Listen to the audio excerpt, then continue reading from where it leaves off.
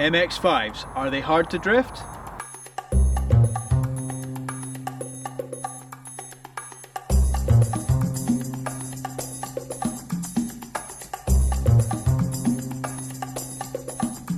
As we head into our winter practice days, these little MX-5s are getting really popular. They're low in insurance, they're cheap to run, they don't go through fuel, they don't go through tyres. I reckon it's a really good starter, but are they really hard to drift with that low amount of power they've got? Or does it just require absolute balls of steel? Are they, for example, much more difficult than an E36? I'm desperate to find out and figure out for myself. So we've got Kaaz's little MX-5 here. It is potentially quite a good spec compared to your average street MX-5. Although it's got totally standard power plant, it has got a lighting flywheel, it has got a bit of extra lock. I have got a Kaaz, a 1.5 way diff, and I've also got HSD suspension. So I've kind of cheated a little bit. However, I reckon it's going to give me a really good idea to work out how much more difficult this is to drift than an E36 325 or 328. I'm going to take this car for a few laps around Driftland and find out if MX-5s are hard to drift.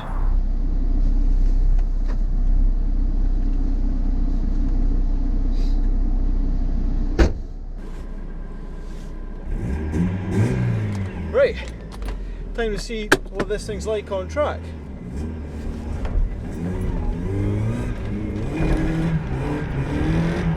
Very direct. That's lots of hydro. Gotta get the revs up. Clutch kick through the middle here. Another clutch kick. Oh, when you get up in the revs though, let's try it. Okay.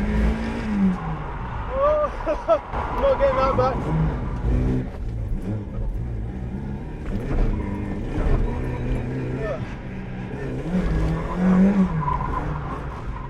I feel like Craig McLeod for a drift for a ride. You want to keep it singing, otherwise it comes off, revs really quickly. So above like 4.5, 5,000 it's really nice, but just getting it up there is really hard. So a bigger flick this time, I think. Better. Let it sink, let it sink, let it sink. Clutch kick on the exit. Come on. Don't clutch kick on the exit, ready. Don't.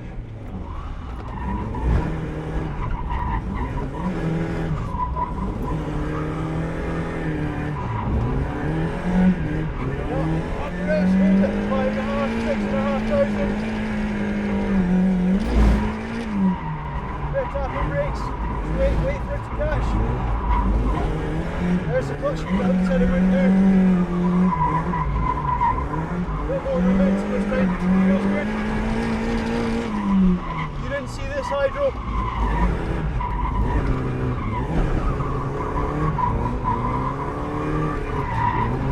Through the aces.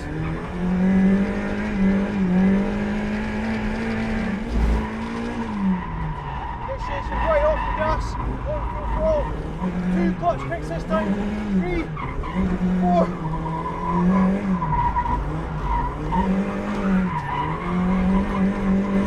I'm really narrow. Need to get away from being so narrow.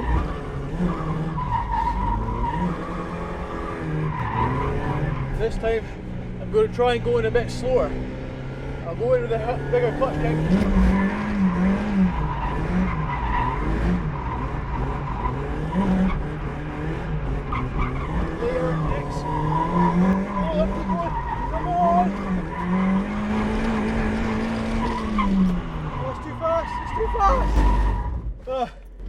Too fast. Okay, so I can make it in the second, but I need to use wand all the way around. So let's try and get up to third gear. Try and go for big corner.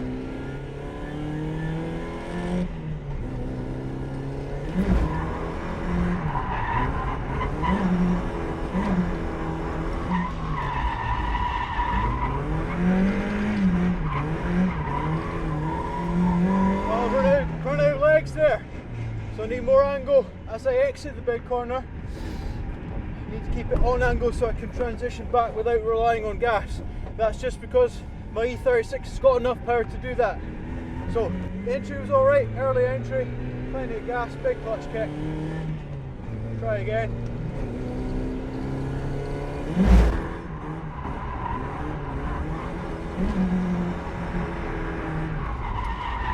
Oh, I've run out of luck, I've run out of talent! Run out of talent, that's what I meant to say. Right, do that again.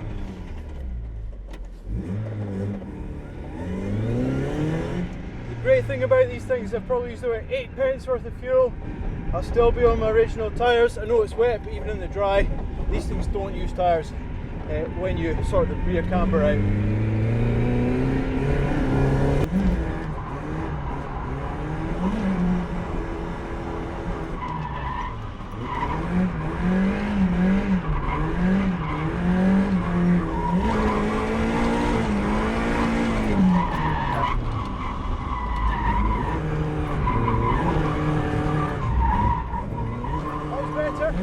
They're warned again, but I'm quite at the limit of my abilities. Chuck it in nice and hard. Click the inside curb, that's the Kenny go hand move. Okay, keep on the gas. Try and make this. That's too early. That's too early. I knew that was going wrong. My transition was too early, and therefore I was going to run out of room to try and make it down to the bottom. As a result, I put on a bit too much lock. Anyway, it spun. Try again. Here. Right. Let's go for it anyway.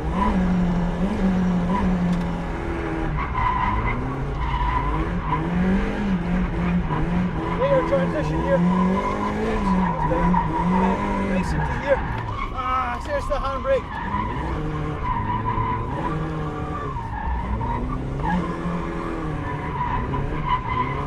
Woo. That's pretty shallow.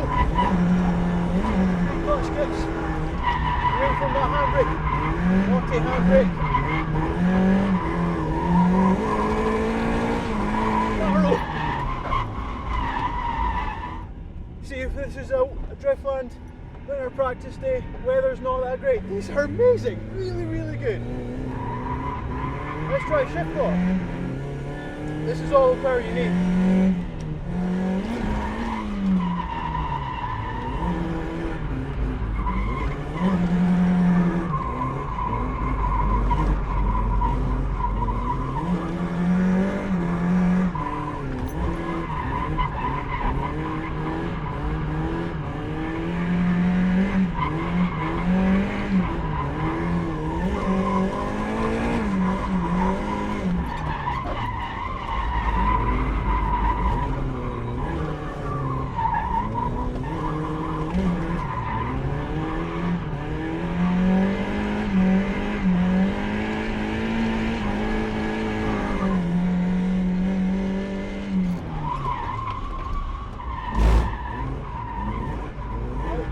Section, 1 clutch kick, 2, 3,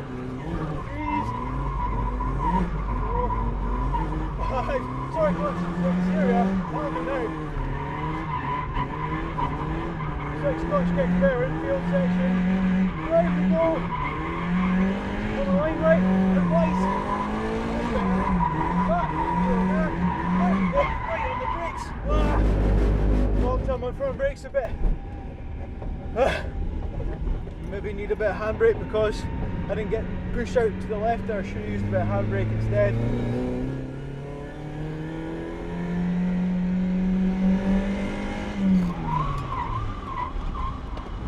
Get revs up. 2 clutch kicks already. 3. Going to the max of lock. The revs up. 4.5. Come on. Just about staying in the power band this time. It's really hard to keep it power. Right in the engine here.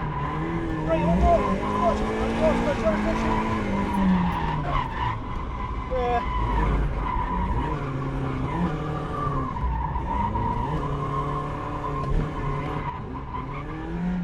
Woo!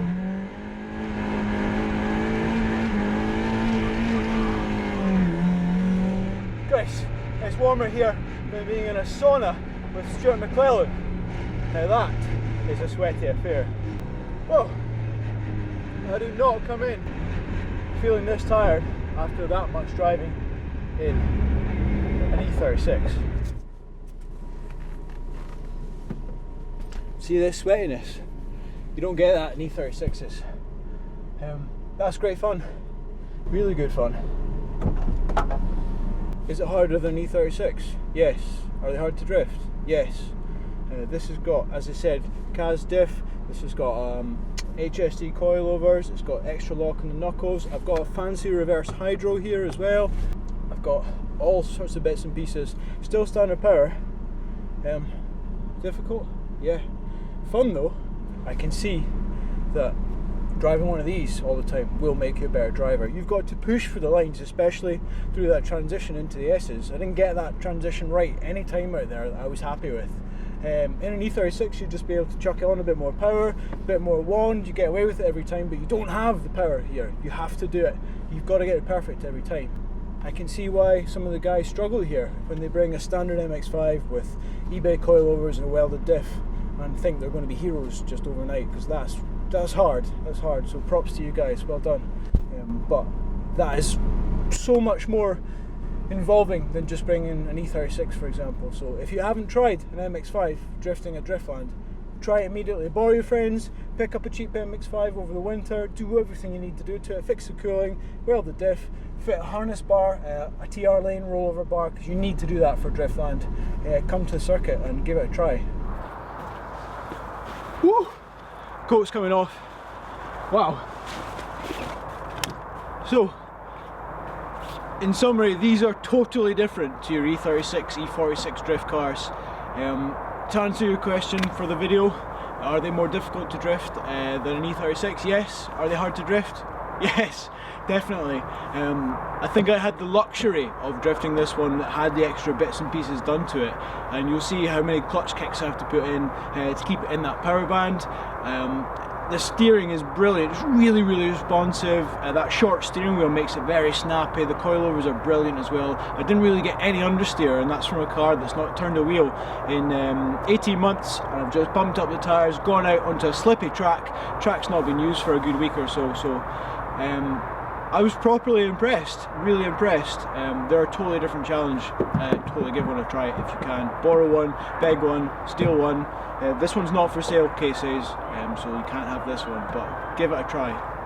Remember guys, I know I go on about it sometimes, but you really, please do subscribe to the channel. Please hit the little bell notification next to it if you haven't already got notifications switched on, so you can find out when we are going to be producing new videos, sending them out to you guys. We've got about 6,500 subscribers now. We just need more to be able to come and bring you more and more videos and more stuff that you want to see. So please subscribe, please tell others to subscribe. It'd be massively appreciated, and thank you guys for watching.